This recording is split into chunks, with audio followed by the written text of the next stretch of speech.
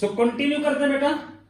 We can say that the free energy can take place at the consumption of non mechanical work जो है that will take place at the consumption of free energy, यानी non mechanical work is equal to minus delta G. And another concept we can say that mathematically अगर हम Gibbs free energy को study करें तो mathematically what is the definition for this concept. तो जैसे हम enthalpy के बारे में स्टडी कर रहे थे कि the heat content of A system, और मैथमेटिकली हमने किया कि जो H है वो U प्लस पीवी के बराबर होता है, उसी तरह से मैथमेटिकली जो गिब्स फ्री एनर्जी है that is the difference of enthalpy and temperature entropy product. यानी mathematically I can say that Gibbs free energy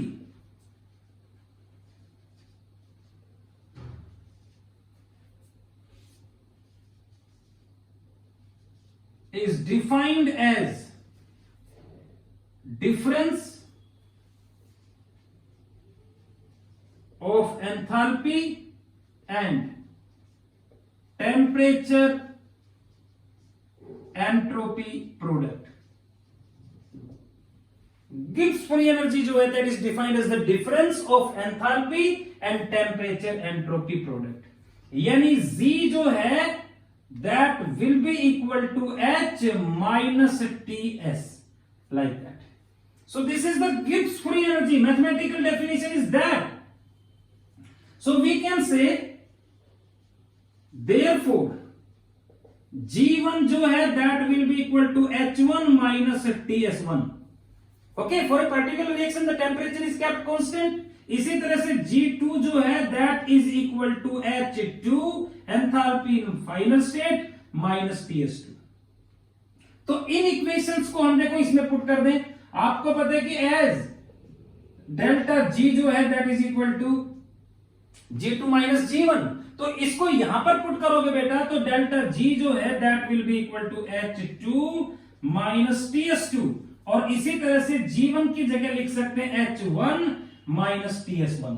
तो therefore delta G will be equal to H2 minus H1, और ये देखो इधर ले गए यहां पर हम, so definitely that is minus Ts1 and this is minus minus plus Ts1, Ts2 plus Ts1. इसी तरह से डेल्टा G जो है that is equal to H2 minus H1, delta H हुआ, माइनस T को कॉमन ले ले तो S2 minus S1 ले लिया आपने, और इसी तरह से डेल्टा G जो है that is equal to delta H minus T delta S. तो ओवरऑल ये इक्वेशन बन गई आपके पास, and this equation will be known as Gibbs Helmholtz equation. इसको गिब्स हेल्महोल्ट्ज इक्वेशन कहेंगे. Delta G is equal to delta H minus T delta S. तो अगर आपको डेल्टा H की वैल्यू पता है, एंथैल्पी चेंज के बारे में पता है, आपको एंट्रोपी चेंज के बारे में पता है, तो आप Gibbs free energy change find out कर सकते हैं यहां से. Okay, so delta G is equal to delta H minus T delta S. It is the Gibbs free energy change is there. Okay, so delta G, अगर आपको delta H की value पता है, डेल्टा S की value पता है, definitely you can find out delta G, और इस इक्वेशन को हम यूज कर सकते हैं. यानी we can say that the Gibbs Helmholtz equation can be used to determine spontaneity of a reaction. एक रिएक्शन की स्पॉन्टेनिटी को डिटरमाइन कर सकते हैं डेल्टा G की हेल्प से. तो fact is that if delta G is equal to negative, definitely the reaction is spontaneous. तो डेल्टा G जो है ना वो सबसे इंपॉर्टेंट फैक्टर है स्पॉन्टेनिटी को डिफाइन करने के लिए. अब डेल्टा H और डेल्टा Ts की वैल्यू क्या नाम है, डेल्टा H या डेल्टा S की कोई भी वैल्यू हो, अगर डेल्टा G नेगेटिव आएगा definitely the reaction will be spontaneous. और इसी तरह से अगर डेल्टा G जो है वो पॉजिटिव में है, definitely the reaction is non spontaneous. और अगर डेल्टा G जीरो है, definitely the reaction is in equilibrium. तो बेटा रिएक्शन को इक्विलिब्रियम में कहेंगे.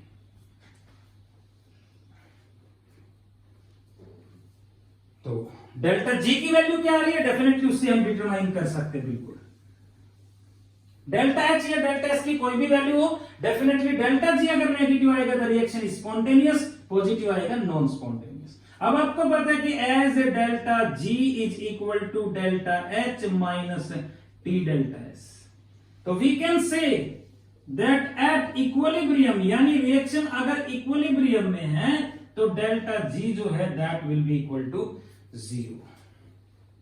ना एब्जॉर्ब हो रहा है ना क्या नाम इवोल्यूशन हो रहा है, तो therefore we can say कि 0 is equal to delta H minus T delta S, and therefore we can say delta H is equal to T delta S, तो therefore टेम्परेचर जो है वो delta H upon delta S हुआ कि तो delta H और delta S की help से टेम्परेचर फाइंड आउट कर सकते हो, और ये जो टेम्परेचर आएगा इस टेम्परेचर पे जो रिएक्शन है वो किस में आएगी, इक्विलिब्रियम में।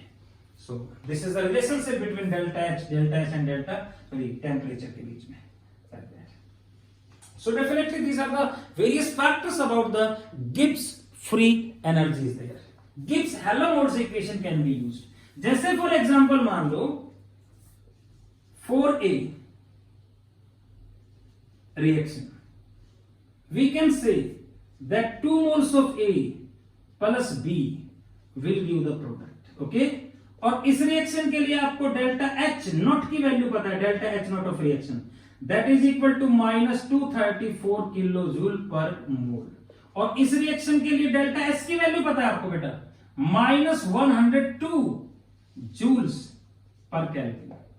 Okay, so question is that predict reaction is spontaneous or not. ये बताओ कि रिएक्शन स्पॉन्टेनियस है कि नहीं है एट 27 डिग्री सेल्सियस।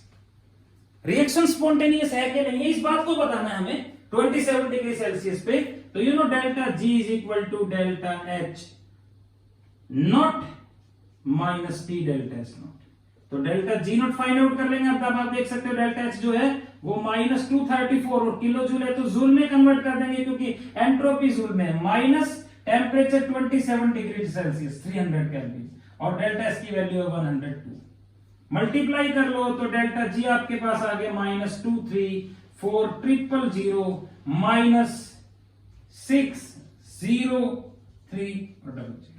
अब आप देख सकते हो ऐड हो जाएंगे, और ऐड होंगे तो डेल्टा जी की वैल्यू आप देख सकते हो नेगेटिव है कि नहीं, और डेल्टा जी सॉरी नेगेटिव था ये, तो ये नेगेटिव था तो ये पॉजिटिव, और अब आप इसको सब्सट्रैक्ट करोगे तो आप देख सकते हो बेटा डेल्टा जी नेगेटिव में आ रहा है, और डेल्टा जी अगर नेगेटिव में definitely this reaction is what spontaneous, तो ये रिएक्शन जो है ना वो स्पॉन्टेनियस है अगर डेल्टा जी की वैल्यू नेगेटिव में आती है। तो इस रिएक्शन की हेल्प से, इस इक्वेशन की हेल्प से, गिब्स हेल्महोल्ट्ज इक्वेशन की हेल्प से definitely we can find out that reaction is spontaneous और नॉन स्पॉन्टेनियस।